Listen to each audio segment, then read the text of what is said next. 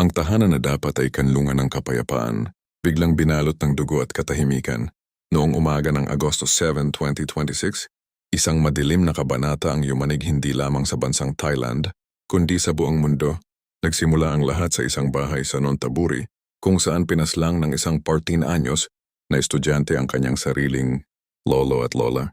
Gamit ang rehistradong baril, dinala niya ang karahasan sa mismong eskwelahan na nagpalaki sa kanya, ang Debsirin Nonthaburi School.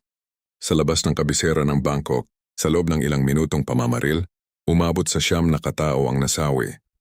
Kabilang ang kanyang mga lolo at lola, mga guro at kawani ng eskwelahan, at ilang inosenteng kabataan. Mahigit 20 pa ang sugatan. Nagtapos ang karahasan, nang kitilin din ng binatilyo ang sarili niyang buhay sa loob ng silid-aralan. Ang trahedyang ito ay hindi simpleng balita, ito ay isang malaking sampal sa ating lipunan. Ang baril ay hindi solusyon sa sama ng loob, sa depresyon o sa mga pasanin sa buhay. Huwag nating pamarisan ang nangyari. Kung ikaw o ang isang kakilala ay dumaranas ng matinding bigat sa isip o nakakaranas ng pambubuli, may mga taong handang makinig. Lumapit tayo sa ating mga magulang, guro o profesional. Putulin natin ang siklo ng karahasan.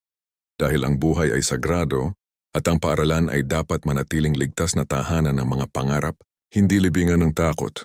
Maging boses ka ng pagbabago.